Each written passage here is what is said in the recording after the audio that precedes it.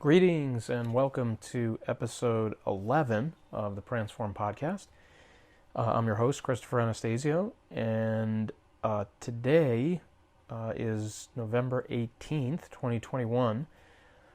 And like I said, welcome to episode 11. This episode is going to cover, our formal title, The Radio Isn't Dead, but the informal subject matter is about the importance of audio content, podcasts, Clubhouse, Twitter Spaces, these sorts of things. Those are the three main things that we're going to focus on today. But what I kind of wanted to start off with for you guys is kind of taking a step back and thinking a little bit about content formats. Now, we've talked in previous episodes about video content, and we've really driven home the point of how important video content is. In fact, just kind of browsing through our episode list. We talked about it in episode 9. We talked about it in episode 7. We kind of alluded to it, I believe, a little bit in episode 6 when we talked about Facebook impacting your business. So in just these first several episodes, we've talked about video many times.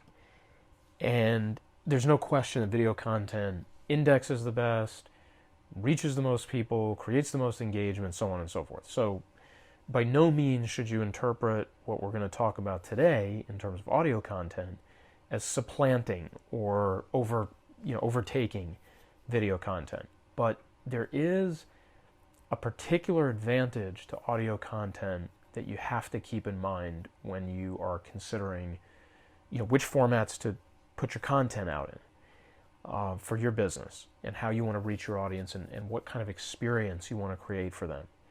And, going back to my virtual mentor, Gary Vaynerchuk, Gary talks extensively about the importance of audio content, its rise in popularity, its rise in importance in our society today. In fact, I religiously follow Gary's YouTube channel. I mean, I've watched 300 plus of his daily V shows. That started in December 2015, and I'm now somewhere I believe in December 2017 is where I'm at in terms of the timing of his daily V shows that I watch. And I can attest to the fact that all the way back then, I mean, we're talking now almost 5 years ago, Gary was very adamant about the importance of voice, the importance of, whether you're podcasting, whether you are creating Alexa skills or Alexa briefings. I'm not exactly sure what the terms are for using the Alexa or the Google Home device, but creating audio content for those devices. Whatever the case might be in terms of what you were doing, Gary was adamant about why you should be doing it. Now, of course, in 2017, some of these audio options that you have today, like Clubhouse and Twitter Spaces, didn't exist. Okay, but in many ways, what Gary was talking about, whether directly or indirectly or however you want to frame it, he forecasted the rise in popularity of voice in terms of how many different ways you can consume audio content and all the different ways that it's being proliferated. Okay, and basically the way that Gary puts it that really resonates with me, and I think it's if there's one thing that you were to take away from this podcast and one thing that you were going to sort of remember about it and sort of weave into your strategy, it's that audio is all about time. And you might be sitting there saying, what do you mean, Chris? What does audio content have to do with time? Well, the reason it has to do with time is because when you're consuming audio content, you don't have to be watching anything. You don't have to give it your undivided attention. You don't have to be hands-free, right? When you consume it. Okay, so when you're listening to audio, you can be doing other things. You can be driving your car, you can be doing laundry, you can be changing a diaper, okay? You can be doing a lot of different things while you're consuming audio content.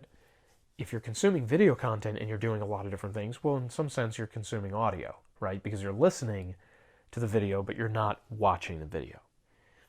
So when Gary put it that way, that really clicked for me. That really drove home what is to be gained, from an audience perspective, from getting content from their favorite providers, their favorite businesses, their favorite influencers, whomever the case might be. There's a real advantage to having the content in that format for the audience, because it gives them that flexibility. It gives them the option to keep their day going, continue to get things done, continue to live their life while being able to consume your content. So audio is a very, very powerful and important content format that you have to consider for those reasons. Now, you could argue that if you're producing high-quality video content, you can simply strip down the audio and re-present that in other formats. Now, that's not untrue. That actually is a pretty good strategy for repurposing content, making sure you're getting the most juice out of every piece of content you make. But what's interesting about that is that it sounds too good to be true, right? Well, hey, I make a video and now I've got two formats. And like I said, yes, that can be the case. But in some ways, when you create audio content that is purely audio, you tend to present it a certain way. Whereas if you're presenting audio through the format of video, it may come across slightly differently. It may render a little bit differently. As Gary likes to put it, the context is slightly different. So his favorite phrase is being contextual to the platform. So if you are contextual to an audio-only platform, let's say like an Anchor app for podcasting, that audio probably does come out and come across a little differently than, let's say, stripping audio off of a YouTube video. Okay? So it's just something to think about, guys. It depends on how formal and how qualitative you're trying to make that audio content. Okay, if you're creating it more as a convenience for your audience and you're not trying to go much further than that, then feel free, if you're producing videos, to just strip off audio content from it and then post it elsewhere. But if you're trying to create a certain degree of branding to your audio content and you want full resonance from it, then you likely need to be on an audio-only platform. Okay? So that's kind of the first part. There's three major parts I want to go through here, guys. And that's really the first part, is why audio? Why is it a big deal? Why does it matter? We've already been talking a lot about video. Why would we even need to talk about audio anymore? That's the reason that we just went over. Now that kind of brings us to part two of the discussion, which is looking at what's out there from an audio perspective. Like, where should you be producing or posting content? So, the three major areas that you would consider that would be an avenue for you are, number one, a podcast. Okay, and podcast is a generic term. You can put that podcast in a lot of places. Okay, you can use like Anchor, as your app, and then it'll distribute your podcast to multiple channels. Spotify, Apple Podcasts, a bunch Overcast. There's a bunch of other podcast channels that Anchor will distribute your podcast to. Okay, so that's one way to do it. Okay, then there's Clubhouse. Okay, which is a live audio app that launched in March 2020 and really picked up steam through the pandemic, and all the way up to the present. Has a pretty strong following, and we'll come back to each one of these in a second. And then the answer to Clubhouse was Twitter Spaces. So if you're a Twitter user, you've I'm sure seen those purple orbs that appear at the top of your application, and you can see different conversations taking place there in what's known as the Twitter Spaces format. So each one of those presents its own advantages and disadvantages. And again, just kind of talking a little bit more about each one factually right now before we get into the third part of this discussion, which is kind of contrasting them to each other and helping you decide which one you should use if you're going to indeed do audio content for your business. Is, so podcasting goes as far back as not April, but it goes back to 2004. And so we're talking about it's been around for now, 17, going on 18 years since the first podcast came out. There's now estimated to be 2 million podcasts, I believe, is the last figure I saw. And again, podcasting is, in general, a more polished, a more, well thought out, ahead of time way to distribute audio content. Okay, and again, it can be done on a variety of platforms. There's tons of apps and different tools out there that you guys can use to make your podcast, to improve them, to distribute them, so on and so forth.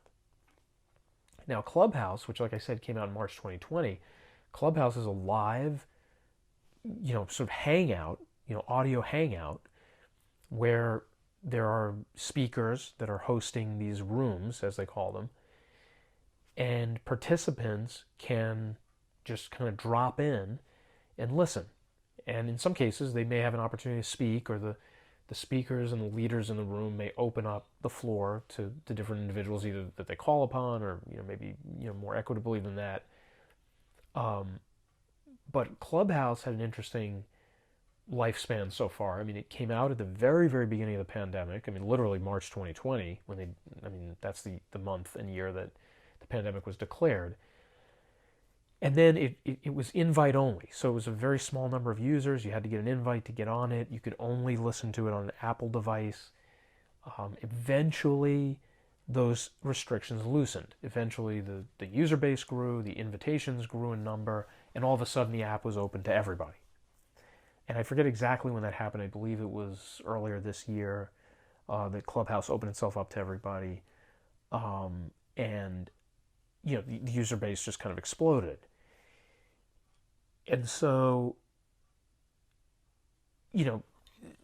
so basically, something that was very exclusive and very, hip, kind of plateaued a little bit, and then it started to pick up steam again.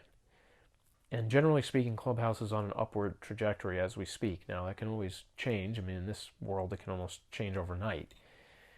But that's kind of a little bit of history and factual basis on Clubhouse.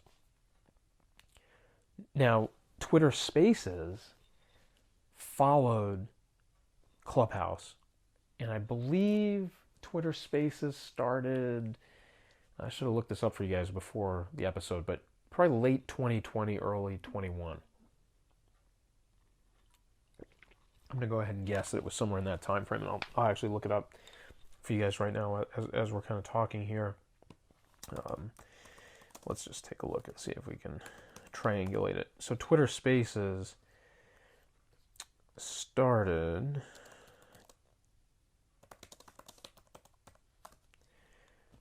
in November 2020. So pretty good guess on my part. Late 2020, Twitter Spaces debuted.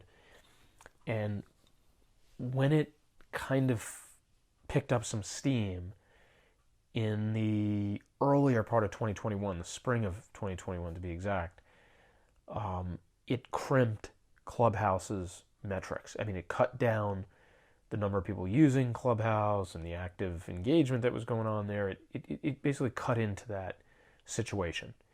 Now, Twitter Spaces, if you have the Clubhouse app, fairly simple. I mean, you just click the app, you go in, there's rooms in there, you can look up rooms by topic, that sort of thing. You can just jump into a room, and listen in. It's pretty self-explanatory once you're inside the app. Now, Twitter is a little different because Twitter was not made for live audio like that. It's just an additional feature. So when you go into Twitter, you see your normal news feed, you have, your search function, all this kind of stuff. And ironically, as I do this podcast on November 18th, on November 17th, Twitter unveiled that Spaces was now a more prominent option inside of your Twitter account. So if you look at the toolbar at the bottom, right in the middle, there's a series of little bubbles. I think there's like 4 little bubbles down there. That is the shortcut, one click into a list of all the spaces that are going on. Now you can search through them. You can type into the search bar and look for something specific, or you can just scroll through the spaces and jump into one that way. But of course, again, that's one feature out of many on Twitter, from posting tweets to voice tweets to, we used to have fleets on there, but those went away in August. But the point is that Twitter Spaces is one of a few different ways to use the app, whereas Clubhouse, it's all about live audio, joining live audio sessions, okay? So, if you needed any, before we go into which one you should be doing, if you needed any more convincing about audio, this is just something I didn't want to let go by before we move forward. Here's let me read some crazy stats to you guys about audio listening. Okay, and this is off of businesstocommunity.com is where I'm quoting from. And this was an article they published in April 2021. So even this is a little bit dated now at this point, but these are some staggering numbers nonetheless. So it says an estimated 193 million, or 68% of the U.S. 12 and over population listens on a monthly basis to something. Does some kind of audio listening. Weekly online audio listening estimates at 62% of the population. The average time spent listening weekly is 16 hours and 14 minutes. I mean, a huge increase from 2020's 15 hours and 12 minutes. Okay. The time U.S. adults spent with digital audio recorded an 8.3% growth. Again, from 2020 to 21, I believe is what they're contrasting. Digital audio accounted for 11% of total media time. And if you look at who's listening, you say, well, Chris, nobody in my business's audience is listening to this stuff. You probably are wrong. Because even though it's there's a fairly strong representation on the younger end of things, like in the Gen Z category, where ages 12 to 34, 86% say they're active monthly listeners. Even if you go to age 55 plus, we're talking about 46%. So really, if you're saying, well, I have a very old demographic for my business, blah, blah, blah, I'm basically in the age 50 and over category, whatnot, you still have a 1 in 2 chance that the person is an active audio listener via their smartphone or however they're doing it. So it's really no excuse to say, well, I have an older audience, and therefore I don't need to do it. Now, considering just some podcast stats, and we'll kind of wrap up with this before we go on to part 3 of this podcast. So it says here, podcasting is a familiar term to around 78% of the population in the U.S. About 162 million U.S. citizens over 12 listen to a podcast at least once. An estimated 41% tune in monthly. Okay. So, now from a podcast perspective, age group does matter a little bit more, because the group 55 plus represent about 26% of monthly listeners. But that's up from 22% in 2020, so a huge jump in 1 year. Okay? So the bottom line is, when you look at whether or not you should be doing audio like a podcast, I think the stats don't lie. And it's definitely telling you it's something you should think about, definitely something you should consider. Okay? So, now that we got some of the stats out of the way, let's talk about which one you should be doing, or which one you might consider doing. Now, just contrasting them, one of the best contrasts that I've come across between a podcast or being present on either Clubhouse or Twitter Spaces, or both of those. Okay, so in other words, podcasting versus live audio. Okay, so you have, podcasts are highly polished and published in advance and so forth, and then you have live audio, which is obviously happening real time.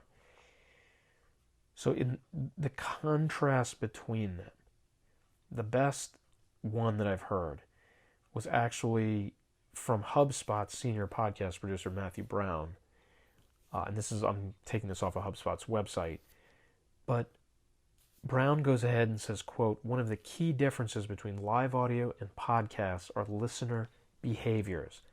Live audio is typically a passive engagement, while podcasts are more of an active engagement." Okay? And so, he goes on to say that, and I mean, this is probably the best quote of them all in terms of what you should consider when you are trying to decide which one to do. But he says, quote, "On Clubhouse," which you can substitute spaces there as well, "something might happen at any moment. On a podcast, something should happen at every moment," unquote. So that's a powerful quote because it highlights the key difference in your strategy, in the potential strategy you might employ, right? If you are, and I would put it this way, so this is in my own words now. If you are trying to, in a very polished, deliberate, focused, laser-targeted sort of way, branding yourself through your audio content, then a podcast is more suitable to that. Because a podcast is going to allow you to be very thoughtful about the content you produce, prepare it ahead of time, tweak it, trim it, streamline it, whatever you want to call it, but prepare it in a way that it's highly digestible and highly targeted to particular topics, audiences, people, situations, scenarios, etc. On the other hand, the lure of live audio is that you don't know what's going to happen at any moment. It can be very harrowing, it can be very exciting, it can be very nail-biting when you're just listening to live audio and you have no idea what's going to happen next. You know that whatever you're listening to is happening in real time. There's no pre-planning, that nobody could have polished it or published it ahead of time or prepped it ahead of time or whatnot. And so you're kind of listening in and just, maybe waiting to see if there's some fireworks or if, something really, really interesting gets said or happens. But at the same time, that excitement and that novelty can actually go the other way. And you can actually be sitting there on a live audio bored out of your mind because nothing's happening, because nothing interesting is occurring. Maybe the dialogue is slow. Maybe the issue is of no interest to you. Maybe everybody on that discussion has the same opinion, so there's no variation in opinion. I mean, there could be a number of reasons why live audio can quickly bore you senseless.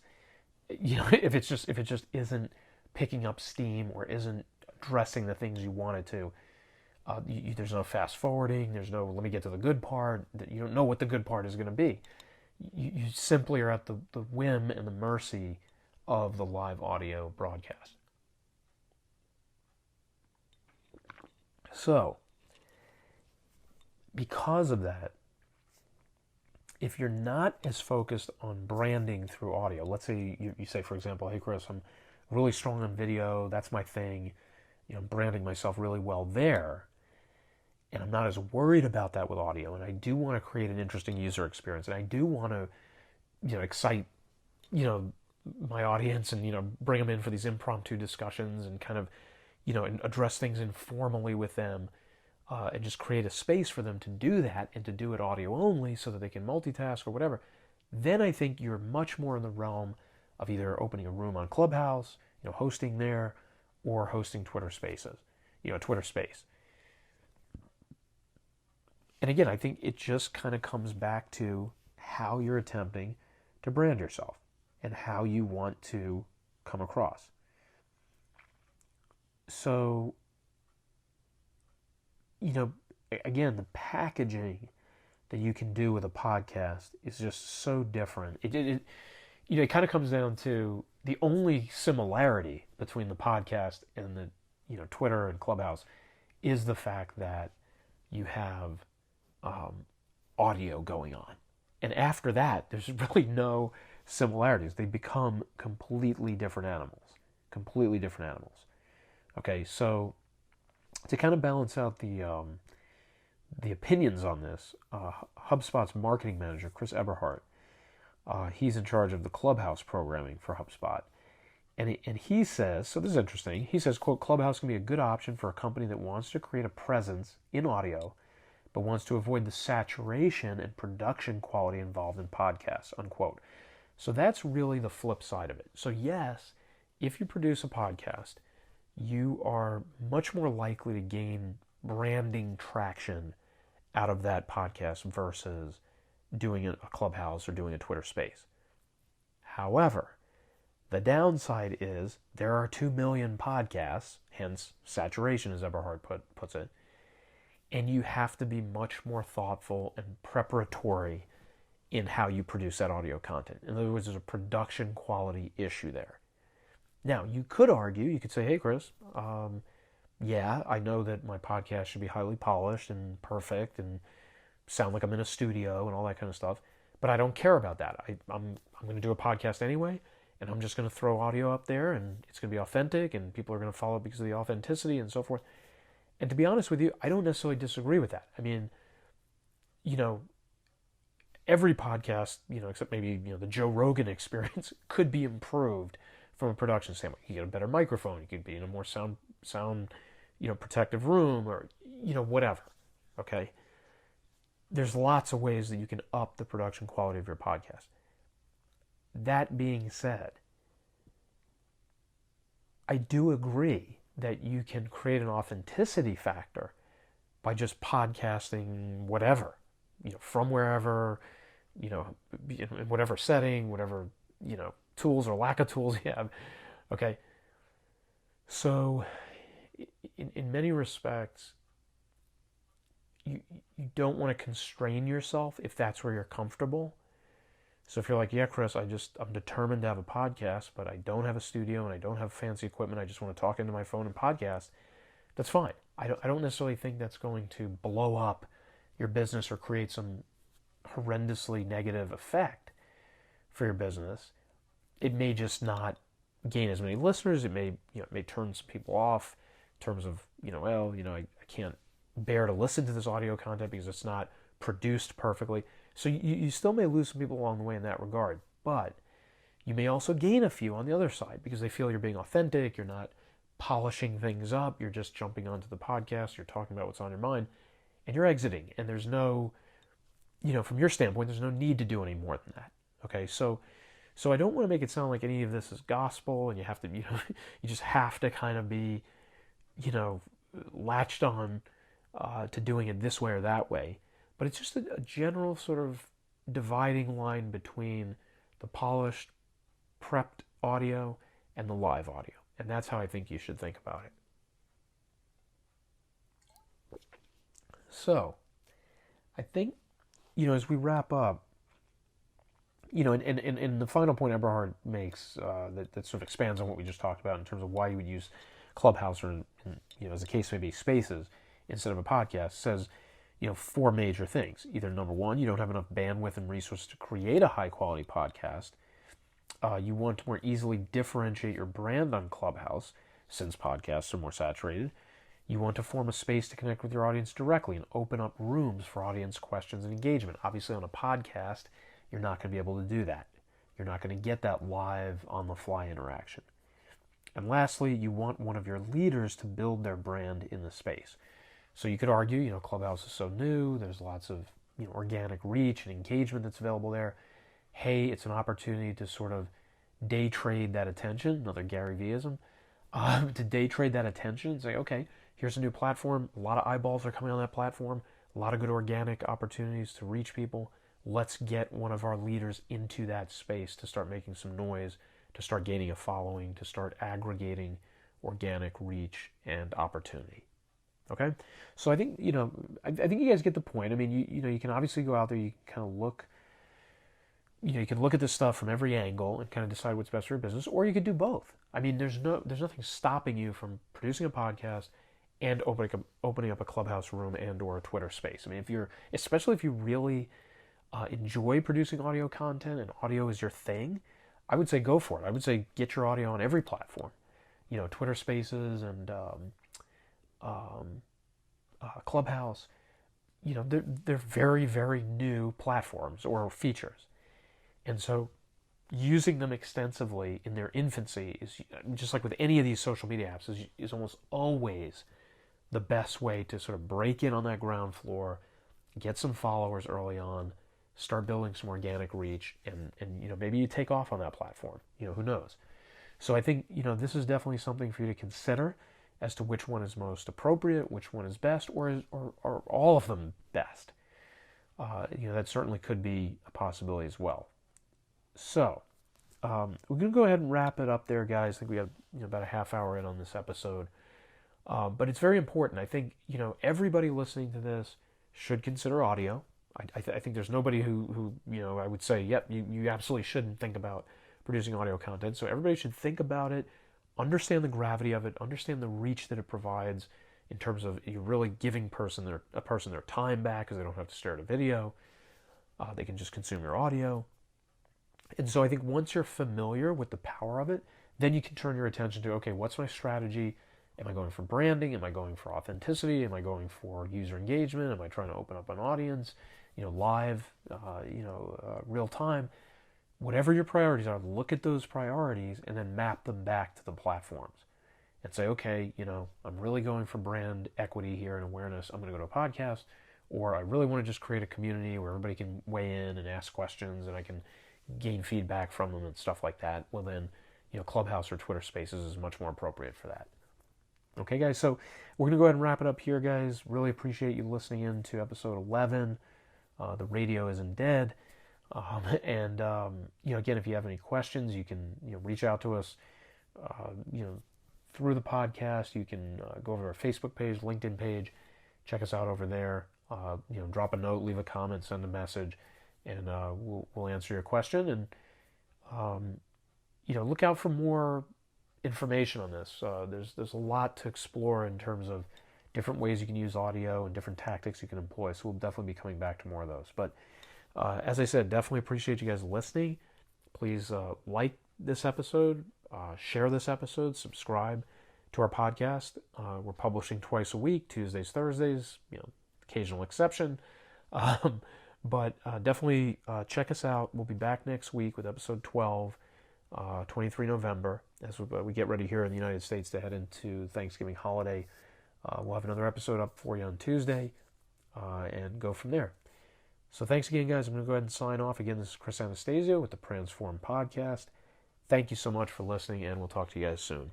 Bye-bye.